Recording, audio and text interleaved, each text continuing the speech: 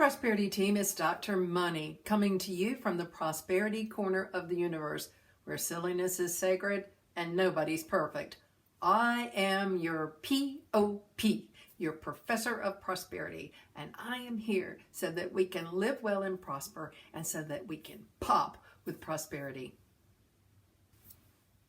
I hope you're taking advantage of this COVID-19 staycation. My husband and I just got back from a bike ride. It's a beautiful day to ride our bikes. I want to share a story from Maxwell Maltz's book, Psycho-Cybernetics. Probably mentioned it before. It is a very old book, but certainly very relevant to today and to the Prosperity Abundance Affirmations page. He tells a story about a man who came in for a lip reduction. Dr. Maltz was a plastic surgeon. And the man said that his girlfriend didn't like his lower lip. It was too big and she would never take him seriously and she would never marry him if he had that big lip. So he wanted it reduced. So Dr. Maltz said, I will do it. But after it's done, I want you to tell your girlfriend that you spent all the money that was in savings on this surgery. And the young man said, okay, I'll do that. Now, Dr. Maltz really didn't charge him very much. He did it at a very low price for this man.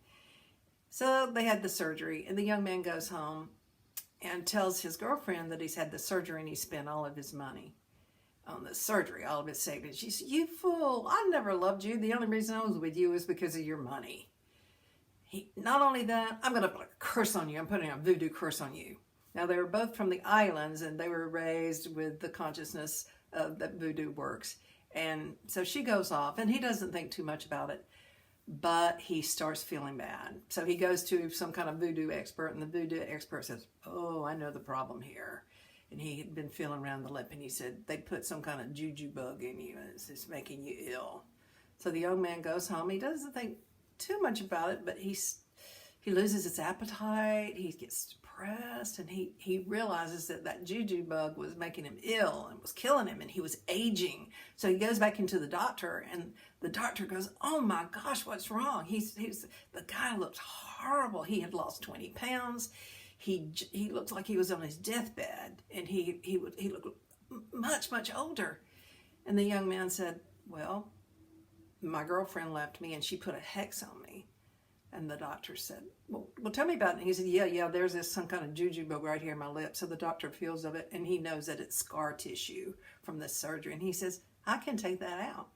So he gave him some anesthesia, and he took that scar tissue out, and he was able to show it to the man. The man goes home, starts getting well, regains his health, looks young again, and eventually goes back to the islands and gets married. But that is the story of the power of the mind. His mind was so influenced by what she had said that he was killing himself. He was aging and killing himself. And once he believed that problem was gone, then he revitalized, and came back to life.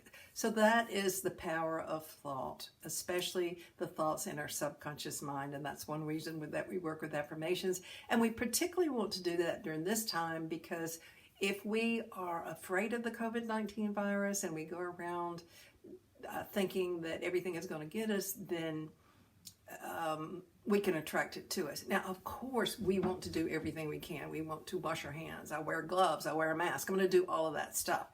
But I do that not with a sense of fear, but just a sense of, like if I'm washing something, if I had Clorox, I was doing something with Clorox, I would wear gloves. I wouldn't go, oh my gosh, I've read the studies on Clorox and they're so bad. This is really, really bad. I would just wear the gloves and be careful. And that's what we want to do. We want to wear our gloves, wear protective stuff, and be careful, but we don't want to be afraid. We know that health is one form of wealth. So this is Dr. Money. I want you to remember two things for sure. One, that I love you. And two, that I want you to live well and prosper.